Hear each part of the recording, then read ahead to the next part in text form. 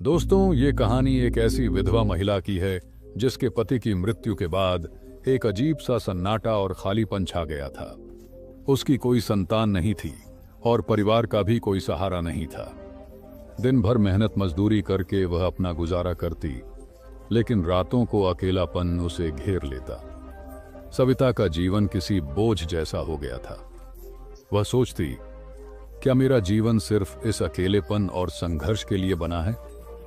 क्या मैं कभी उस सुख और शांति को महसूस कर पाऊंगी जो मुझे पहले मिली थी? हर रोज वह गांव के मंदिर के पास से गुजरती, जहां कई श्रद्धालु पूजा करने आते थे, लेकिन सविता के लिए वह मंदिर केवल एक इमारत भर था। उसे ऐसा लगता था कि भगवान ने उसके जीवन से सब कुछ छीन लिया है। एक दिन वह अपने टूटे फूटे घर में बैठी सोच रही थी कि आखिर उसे जीवन में सुकून और उद्देश्य कैसे मिलेगा। उसकी आंखें भर आईं और वह आकाश की ओर देखकर बोली, हे भगवान, अगर आप सच में हैं तो मुझे इस खालीपन से बाहर निकालो। मेरे जीवन में कुछ ऐसा भेजो जिससे मैं जान सकूं कि जीने का असली मतलब क्या है। उसकी यह प्रार्थना उस रात उसके जीवन के एक नए अध्याय की शुरुआत करने वाली थी। अगले दिन सविता अपनी रोजमर्रा की दिनचर्या में व्यस्त थी।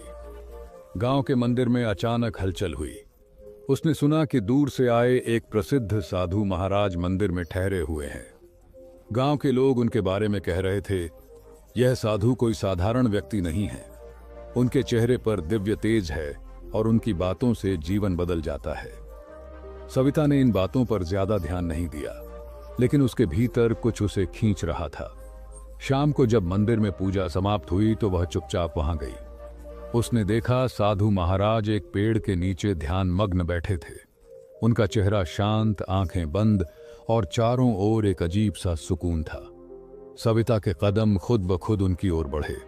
उसने धीरे से कहा, महाराज, मैं आपसे कुछ पूछ सकती हूं? साधु ने अपनी आंखें खोली। उनकी आंखों में करुणा और गहराई थी जो सीधे सविता के दिल को छू गई। साधु ने मुस्कुराते हुए कहा, बेटी, पूछो। सविता के मन में कई सवाल उमड़ रहे थे, लेकिन वह कुछ बोल नहीं पाई। वह कुछ देर तक साधु के शांत चेहरे को देखती रही और बोली, मैं अपने जीवन से बहुत थक चुकी हूं। अकेलापन मुझे खा रहा है। मुझे समझ नहीं आता कि जीने का उद्देश्य क्या है। साधु ने उसे ध्यान से सुना और फिर बोले, अकेलापन केवल एक अवस्था है। यह तुम्हारे भीतर के असली स्वरूप को जानने का अवसर भी हो सकता है, लेकिन तुम इसे एक पीड़ा की तरह देख रही हो। उनकी बातों ने सविता के मन में हलचल मचा दी। उसने पहली बार महसूस किया कि शायद उसकी परेशानियों का हल इन साधारण दिखने वाले साधु के पास हो सकता है। उस एक मुलाकात ने सविता के भीतर बदलाव की चाहत जगा दी। सविता उस दिन साधु महाराज से मिलकर घर लौटी, लेकिन उनका शांत चेहरा और करुणामयी शब्द उसके मन से हट नहीं रहे थे। उसने रात भर उनकी बातों को याद किया। उनकी आंखों में जो शांति थी वह सविता को बेचैन कर रही थी। उसने सोचा, कैसे कोई इतना शांत और संतुलित हो सकता है?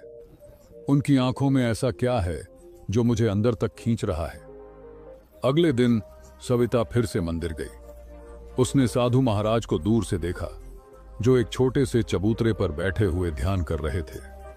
सविता उनके पास जाने की हिम्मत जुटा रही थी, लेकिन वह रुक गई और उन्हें दूर से देखती रही। वह रोज मंदिर जाने लगी, कभी पूजा के बहाने तो कभी सिर्फ साधु को देखने के लिए। उसने महसूस किया कि वह उनके ज्ञान और शांति की ओर खिंचती जा रही थी। यह आकर्षण मोह या वासना नहीं था, बल्कि उनके व्यक्तित्व की गहराई और आत्मिक ऊर्जा ने सविता के भीतर एक अजीब सी जिज्ञासा जगा दी थी। एक दिन उसने साहस जुटाकर साधु महाराज से पूछा, महाराज, आप इतने शांत कैसे रहते हैं? क्या आपको कभी किसी चीज की कमी महसूस नहीं होती? क्या आपके मन में कोई इच्छा नहीं उठती? साधु ने उसकी ओर देखकर कहा, शांति भीतर से आती है बेटी। जब मन मोह और कामना से मुक्त हो जाता है, तब सच्चे सुख का अनुभव होता है। उनके ये शब्द सविता के मन में गूंजने लगे। उसने खुद से पूछा, क्या यह संभव है? क्या मैं भी उस शांति को पा सकती हूं? सविता का साधु के प्रति आकर्षण और उनकी बातों को समझने की चाह और गहरी होती गई। वह उनकी उपस्थिति में एक अजीब सी सुकून महसूस करती थी और हर दिन उनसे कुछ सीखने की कोशिश करती थी। कुछ दिनों तक साधु महाराज से मिलते जुलते हुए सविता के मन में हिम्मत बढ़ी। एक दिन उसने साधु से अपने दिल की बात कहने का निर्णय लिया। वह मंदिर गई और उनके सामने बैठकर धीरे धीरे बोली, महाराज, मैं आपसे कुछ कहना चाहती हूँ। मेरे मन में कई सवाल हैं जो मुझे परेशान कर रहे हैं। साधु ने शांत स्वर में कहा, पूछो बेटी, जो भी प्रश्न तुम्हारे मन को बोझिल कर रहे हैं उन्हें बाहर निकाल दो। सविता ने झिझकते हुए कहा, महाराज, मैं अपने अकेलेपन से बहुत थक चुकी हूं। मुझे लगता है कि आप ही वह व्यक्ति हैं जो मेरे जीवन के खालीपन को भर सकते हैं। जब मैं आपके पास होती हूं तो मुझे एक अजीब सी शांति महसूस होती है। लेकिन फिर यह सवाल उठता है कि यह भावना सही है या गलत? क्या यह मोह है? क्या मैं पाप कर रही हूं? साधु ने कुछ देर मौन रहकर उसकी बात सुनी और फिर बोले, बेटी, तुम्हारे मन में जो आकर्षण है वह स्वाभाविक है, लेकिन यह समझना जरूरी है कि यह मोह और कामना की एक अवस्था है। यह अस्थायी है और समय के साथ बदल जाएगी। मनुष्य का स्वभाव है बाहरी चीजों में सुख और शांति ढूंढना, लेकिन सच्चा सुख भीतर से आता है। सविता ने पूछा, लेकिन महाराज, यदि मोह और कामना अस्थायी हैं तो इन्हें क्यों महसूस होता है? क्या यह जीवन का हिस्सा नहीं है? साधु मुस्कुराए और बोले, कामना और मोह जीवन का हिस्सा हैं, लेकिन वे हमें सच्ची शांति नहीं दे सकते। ये ऐसे है जैसे तुम प्यास बुझाने के लिए खारे पानी का सहारा लो। वह पानी तुम्हारी प्यास को बढ़ाएगा, न कि उसे मिटाएगा। सच्ची शांति तभी मिलेगी जब तुम अपने भीतर के स्रोत को पहचानोगी। सविता ने फिर सवाल किया, क्या यह संभव है कि कोई अपनी इच्छाओं को पूरी तरह त्याग दे? आप भी तो कभी मेरे जैसे ही थे। आपने यह शांति कैसे पाई? साधु ने उत्तर दिया, त्याग का अर्थ इच्छाओं को दबाना नहीं है, बल्कि उनके स्वभाव को समझना है। जब तुम्हें यह एहसास हो जाएगा कि इच्छाएं केवल भ्रम हैं, तब वे स्वतः ही तुम्हारे जीवन से समाप्त हो जाएंगी।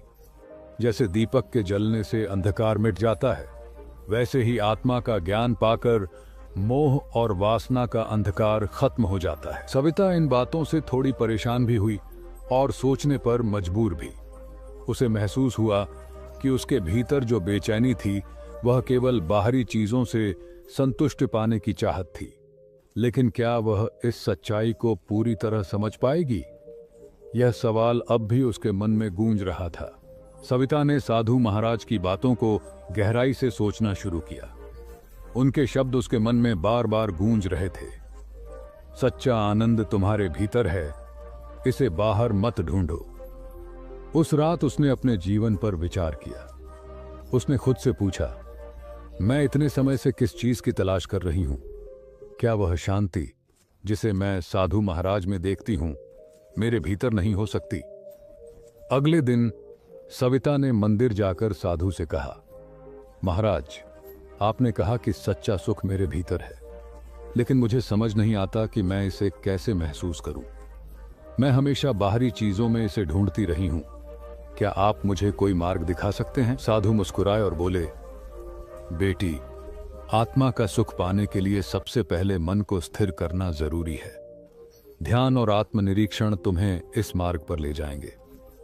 बाहरी संसार की चंचलता से मुक्त होकर जब तुम अपने भीतर झांकोगी, तब तुम उस आनंद को महसूस करोगी जो सदा से तुम्हारे पास था। सविता ने साधु की सलाह मानी। उसने धीरे धीरे ध्यान और साधना शुरू की। शुरुआत में उसका मन भटकता रहा, लेकिन समय के साथ उसने अपने भीतर की शांति को महसूस करना शुरू किया। एक दिन ध्यान करते हुए सविता को ऐसा महसूस हुआ जैसे उसका मन सारी चिंताओं और इच्छाओं से मुक्त हो गया हो। उसे समझ आया कि वह जिस खालीपन को भरने की कोशिश कर रही थी, वह दरअसल उसके मन का भ्रम था। असली सुख और पूर्णता उसकी आत्मा में थी, जो वह अब महसूस कर रही थी। वह साधु के पास गई और बोली, महाराज, मैं अब समझ गई कि जो आनंद मैं बाहर ढूंढ रही थी वह मेरे भीतर था। मैंने इसे पहली बार महसूस किया है। साधु ने कहा, बेटी, यही आत्मज्ञान है। अब इसे स्थिर रखने का अभ्यास करो। जब तुम्हारा मन मोह और वासना से ऊपर उठेगा, तभी तुम सच्ची शांति और पूर्णता का अनुभव करोगी। सविता ने साधु के चरणों में प्रणाम किया। वह अब एक नई दृष्टि और नई ऊर्जा के साथ अपने जीवन को जीने के लिए तैयार थी। उसने जाना कि बाहरी मोह और इच्छाएं अस्थायी हैं और सच्चा आनंद आत्मा के भीतर छिपा हुआ है। सविता के जीवन में अब सब कुछ बदल चुका था। वह अब अपने अकेलेपन को अभिशाप नहीं, बल्कि अपनी सबसे बड़ी शक्ति मानने लगी थी। उसे समझ आ गया था कि जीवन की कठिनाइयों और खालीपन को बाहरी चीजों से भरने का प्रयास केवल अस्थायी समाधान है। असली समाधान भीतर है, आत्मा में है। सविता अब पहले की तरह बेचैन नहीं रहती थी। उसने अपने भीतर के आनंद को महसूस करना सीख लिया था। उसने ध्यान और साधना को अपनी दिनचर्या का हिस्सा बना लिया। अब वह दूसरों की मदद करने और करुणा का अभ्यास करने में अपनी खुशी ढूंढने लगी थी। एक दिन गांव के कुछ लोग उससे मिलने आए और उसकी शांति और सुकून से प्रेरित होकर पूछा, सविता, तुम्हारे जीवन में यह बदलाव कैसे आया? पहले तुम इतनी परेशान रहती थीं और अब तुम्हारे चेहरे पर ऐसी शांति कैसे? सविता ने मुस्कुराते हुए कहा, मुझे समझ आ गया है कि मोह और वासना हमें केवल क्षणिक सुख देते हैं। सच्चा सुख और शांति तब मिलती है जब हम अपने भीतर की आत्मा को पहचानते हैं। मैंने इसे साधु महाराज की कृपा से सीखा है।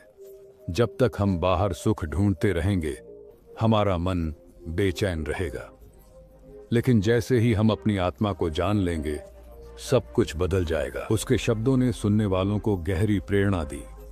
सविता अब केवल अपने लिए नहीं, बल्कि दूसरों को भी जीवन का सच्चा मार्ग दिखाने का प्रयास करने लगी। कहानी का अंत इस संदेश के साथ हुआ, मोह और वासना संसार के बंधन हैं जो मनुष्य को बेचैन करते हैं। आत्मज्ञान ही इन बंधनों से मुक्ति और सच्ची शांति का मार्ग है। जब हम अपने भीतर झांकते हैं, तब हमें सच्चा आनंद मिलता है। जीवन की चुनौतियों को स्वीकार करके और आत्मा की शक्ति को पहचान कर हम एक पूर्ण और शांतिपूर्ण जीवन जी सकते हैं।